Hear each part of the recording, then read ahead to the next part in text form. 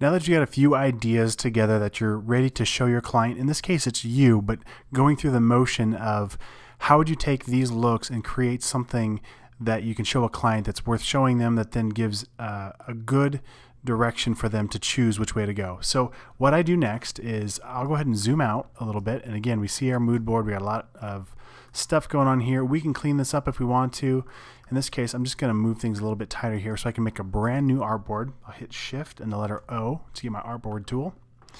And I'll hold down the Alt key and I'll click and drag over here to create another artboard. Now, when you have an artboard and you have this toggle up top, Move Copy Artwork with Artboard selected, you'll notice this this black graphic came with it. And the reason why is because if I zoom in, it's barely touching that artboard. So it came with it as a copy when I brought a copy over. So the alternative would be to turn that off, and then when I drag a copy, it brings the size of the artboard, but it doesn't bring any of the artwork. You can work either way you want. The reason why I brought a copy over was so that way I can leave all of these over here in case I mess something up. I've got a backup to come back to, and I'll come over here and start working on these. Now, technically, we're moving past my mood board into my first comp. So what I'll usually do is hit Command Shift S. It's the same as going to File, Save As. And the reason why is I want to save a copy of this as an actual, maybe a comp version 1. So V1, usually what I'll do is I'll do V1 as in the version 1. If I have multiple versions, or R1 if it's the first round. So maybe the first round I have multiple versions. Second round, so R2, maybe V1, V2, V3, if that makes any sense. That's just how I do it. This is my first round, so I'm just going to name this R1. So Derek Logo Comp R1. I'll hit Save. And I'll hit Save. These settings are fine. Okay, so now I'll have two documents that technically are identical right now. I'll have the one that we started with, that was the mood board, and now I've got this Logo Comp R1. So we just changed this file name, and we're ready to go. So now I can always go back if I need to. All right, now what I'm going to do is clean up the things that I don't want to show. So all of these can go away. I'm just going to hit Delete, and that's kind of boring. I'll hit Delete. I'll hit Delete. I'm going to move these off of my canvas here, get that out of the way. And what I'm trying to do is just create a presentation for my client to see, hey, here are some ideas that I want to present to you. So I'm going to clean these up just a little bit further here. And typically what I do is I show them in black and white. So if I want to show color, the way I do it is kind of, I don't know if you want to call it tricky, but let's just drag a shape here. I'm going to click on it once, and we need to resize this thing. So I hit the letter E, and then I can click and drag. And what I was looking for, I'm not saying, oh, it's right here. It was hiding. Click on this transform button. There we go. Now I can key in the width and the height. So this is an 8.5 by 11 piece of paper. So right now it's 11 inches wide. So if we cut this in half, it'd be 5.5 inches. And the height would still be 8.5 inches tall. The reason why I did that now is so I've got basically split this in half. And I'm going to align this to the artboard. So I'll align it to the right edge, to the center. So now I have this basically 50-50. Exactly. Okay. So what I'm going to do is on the left hand side, I'll put the logos in black, and on the right hand side, I'll put the logos in white, but I'll put them over a color so I can kind of show the brand color, but without really applying color to the logo. It's kind of a trick I do.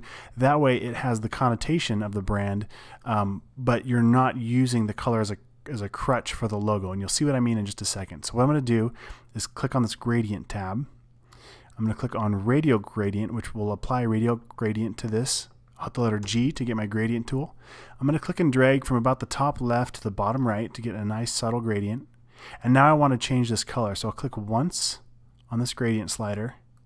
If you don't see this option, maybe you just see this, click on the little twirl down and click on Show Options. Okay, so I'm going to click on that little slider. I'm going to hit the I to get the eyedropper tool. And now I'm going to, let's see, I think it's Alt, no, I'm going to Shift. Yeah, it's Shift, okay, Shift click on that color swatch to apply it. If I didn't hold down Shift, what it would do, so for example, I've got this square selected. If I don't hold down Shift, it'll just replace that whole gradient with whatever fill I click on. So I'm going to hit Command Z to undo. So I'm going to click on this little color swatch down here and hold down Shift and click on the darker blue. So I've got the lighter blue and the darker blue. It's a very, very subtle effect, very subtle. But now I'm just rearranging these so the dark one is in the bottom corner and the light one's kind of up.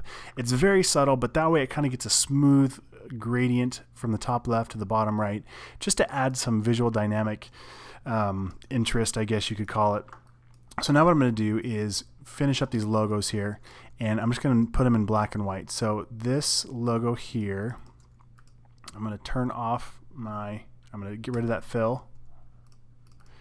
I'm going to select this whole thing and let's just make it black. And these are a couple options we'll bring back in. So here's one option. Now technically I would consider all of these one variation. They're all using the same font and very similar icons. So if you're going to send this to a client, you really should take the time to make 3 totally different looks with different fonts. In this case, they're basically the same thing. But this is how I would package this up to send. So I'll get this up there. I'll hit Command G to make sure that's grouped. I'll highlight all that, hit Command G to make sure that's grouped. And I'm going to leave this one grayscale actually, so they can see the depth that I'm thinking. I'm going to drag this over, drag a copy by holding down the Alt key, Command, Shift, and right bracket to bring it to the front. I'm going to hit the eyedropper tool and just click right here on the white to make the whole thing white. Shift click to drag that over to the center. And now you can see how we totally lose that depth when it's in white. But that's why I do it this way, so you can see how is your logo going to translate. So I'll drag this copy over, it's behind that object, so Command, Shift, right bracket to bring it to the front. I for my eyedropper tool, and I'll click on the white. And then this one is the last version here. I'll drag it over, Command, Shift, right bracket to bring it to the front. Eyedropper tool. There we go. Okay, now what we want to do is align these. So I'm going to click and drag on all of them. I'll come up here to align, and I'll align to the selection. I'll make sure they're horizontal. And then I'm going to vertically distribute the centers here. So now they're aligned that way. Now I'm going to hit Command G to group them. And then I'm going to drag a copy of this background over here. Just going to change the color, throw it to the back. And the reason why, let's align this to the left side. Oop, align it to the artboard, align to the left side and centered. I'm going to click and drag to highlight all of this.